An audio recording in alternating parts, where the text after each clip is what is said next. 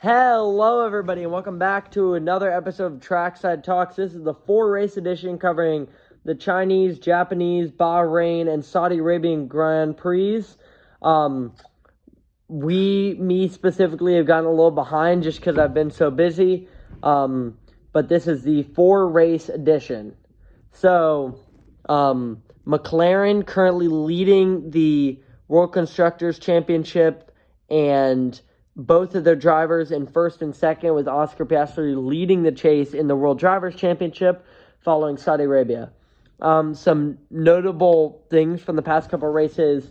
In those 4 races, so since Australia, Oscar Piastri has been on the podium every single time, winning 3 out of those times. So He's just on fire this year. Williams, outside of the 4, Williams seems to be emerging as the best of the rest. Alex Albon been driving super well. And then Carlos had really good qualifying in Saudi Arabia to get us even more points there. Haas recovers. They were the last team to score points, but now they're just behind Williams. So it looks like they're starting to work out that car. It's looking good. McLaren's just unbelievable. Red Bull's still having issues, but Max is just as good as always. Yep. I think Kimi Antonelli has been really surprisingly good too. Like in a new fresh car, never at all drove an F1 before this season, only 18, and I think he's having a great year. Trying to keep up with George, He's struggling a little bit to keep up, but he's doing good. And I think Isaac Hadjar, I think, might get moved up into the top Red Bull, or into the next Red Bull seat soon, possibly, because Yuki, has been struggling with it just like Liam did. So I honestly just think that's a really hard car to drive, I completely agree. This is a bit of a hot take here, but from what I've seen, and obviously I'm not any sort of reporter or anything, but from what I've seen, I believe that one day Isaac Hadjar will be a multiple race winner, and there's reasons for that. His qualifying is super impressive in a car that's not especially standing out. He's had a couple issues in races, but I think qualifying, it really helps to show who is willing to put everything on the line, because that's when you're just going as fast as you possibly can. And in that car, I think he's going just about as fast as he can possibly go. So I think that's really impressive. And considering how young he is, I see him getting promoted to a Ferrari or Red Bull seat sometime in the future and winning races there. I don't think that's true. I mean, he is good in qualifying, and he seems like he's consistently outperforming Liam Lawson. So yeah. And then also, I think this is a little bit of a hot take, but I think Kimi Antonelli will become a World Drivers' Champion before he's in the next 3 or 4 years, because I think he looks really nice coming into this car, and if Mercedes gets a little bit better of a car, or if he gets put into a better team, I completely agree. I mean, he's on pace to beat Lewis's record of most points scored in a rookie year, so he's been super impressive. And his overtaking and his battles, those are impressive, and he can hold his ground against, it seems like, all the experienced drivers. Yeah, completely agree.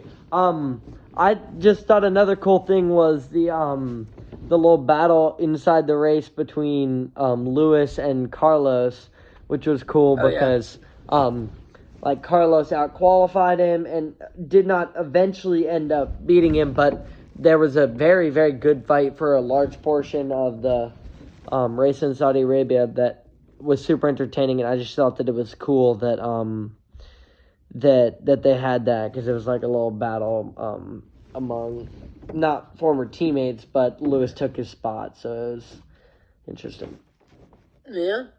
Also, I think Ferrari has been a really disappointing team so far, in the fact that they have 2 amazing drivers, certified amazing drivers, and they haven't really been able to get a result they wanted yet from either of them.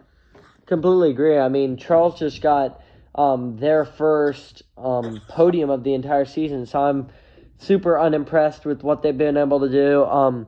The Lewis sprint win was, yeah, I don't totally understand it. It sort of came out of nowhere, and then after the double disqualification in the full race, yeah, I'm not sure what's going on there, because it seems like at some points the car may have what it takes, but because, like, for example, Lewis, I'm not sure if Lewis is like losing desire, which I doubt Lewis would ever do, but it's just, I don't know. It's a confusing situation. It's their worst start in the past, I don't know how many years. In contrast to Williams, this is their best start in 9 years. So, and I think Esteban, he's been driving really well this season so far, like P8, P5, P5 was because, two people ahead of him got disqualified, but still P8 and P5 is solid points for the team, and I think he should eventually, get moved up to a better team. Obviously, I'm biased, but he, his qualifying is solid, but, I mean, he's always making overtakes against people with similar, if not better, cars in the midfield. And he fights his way up to those P8s, P7 sometimes too. So I think he deserves a shot with, Ferrari or somebody. I completely agree. I mean, I think his qualifying performance is not the best, but his race, I mean, he's always determined in the races. The only thing I worry about is he's I'm not saying he's old, but he's on the older side of all the racers. And as shown by like Red Bull and McLaren and Mercedes, they are starting to take some younger drivers. However, I will say the two Ferrari drivers, Lewis is getting old, Charles is kind of in the middle of things. That spot could maybe open up, but I wonder if they might look towards a younger driver to start rebuilding. But I think if he were to be younger, he would be a good candidate because of what he's been able to do in underperforming cars. Yeah. And also, Carlos obviously had a rough start to his season. It's tough to adjust to a new car. But I think he is, by the end of this year, him and Alex Albon, I think, are two of the most talented drivers out there, So I think they could legit maybe go for a P4 above Ferrari this year. It would be crazy, but I think it could happen. I just don't know what's happening inside of Ferrari. They're so unpredictable. I mean, just from double disqualification, bad things, one podium, Lewis's win in the sprint. It's just a confusing. I mean, anything could happen with them. They could completely turn it around, and Lewis Hamilton could drive like he used to, and they would just be amazing. It's just confusing. So I think we're just going to need more races to figure out what's going on with them. But I completely agree. I mean, right now, Alex Albon has been just unbelievable, even compared to Carlos.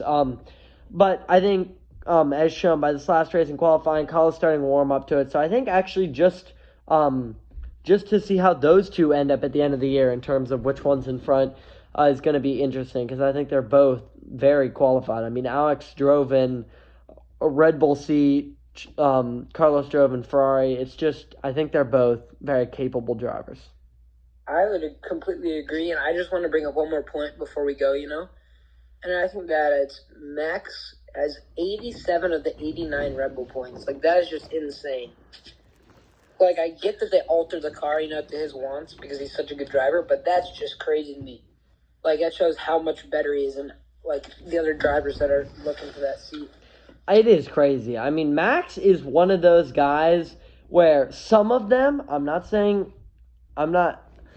I just think some people you can tell that they understand that it's a dangerous sport, and maybe they're not willing to just go full-fledged in the pouring rain in qualifying and just put everything on the line. But Max is one of those guys where it seems like he is just 100% unafraid of putting literally everything on the line and just going crazy for these pole positions and in these races. I mean, one of the most crazy performances I've ever seen was in Sao Paulo last year when it was raining, and he just drove, unbelievably just around these travels, like going flat out through corners in the rain. It's just astonishing. So I think, he's just incredible. I'm not sure how much longer how many more seasons he could keep going like this, especially with McLaren looking the way they're looking, but he's just a very impressive driver. Yep. All right. Well, these have been a good few 4 races, and let's predict our top 3 for the next one. Great play. Let's do top 5. All right. Top 5. Here we go. So, this is the Miami Grand Prix. So, P1, I'm going with Lando Norris. I think he's going back-to-back wins in Miami. I see it happening because he had a little slip up in Q3 of the qualifying here, but even then he was able to secure P4 just outside the podium, so he's just been really impressive, continuing on from last year, and he won here last year, so we know that he knows his way around the track. P2, I see George Russell. He's been super impressive, qualifying races, just a lot of points. He's cool. P3, I see Oscar Piastri, still just tearing it up. He's been just, it's seeming like he's just pulling away from everybody else, but I think he goes with the P3 in this race. P4, Max Verstappen, and P5, I'm going to go with Lewis Hamilton. You ready for mine? Yep. Oscar's winning 3 in a row. Okay. Then I agree with George Russell number 2, and I have Kimi Antonelli with his first career podium at number 3 with the double podium from Ferrari or Mercedes. Then Max number 4 and Charles Leclerc number 5. So Lando's out of the top 5. Okay. I think Lando's another interesting driver where I think he has the capabilities to do anything. Win world championships, just be incredible. I think his mind is what's holding him back. From the radio message after the crash in Q3 broke my heart, because it's like he's so good, but he just needs confidence to perform at the level that he can. So as soon as he makes a mistake, all that confidence goes away, and he has to build it back over a couple of races. So I think that that's a fair pick, that he doesn't perform as well as he could in this race. Alrighty, folks. Well, that is all for this episode of Trackside Talks. Thank you for tuning in. We will get back to you with some more updates, insights, and info on Formula One on the next episode of Trackside Talks. Peace.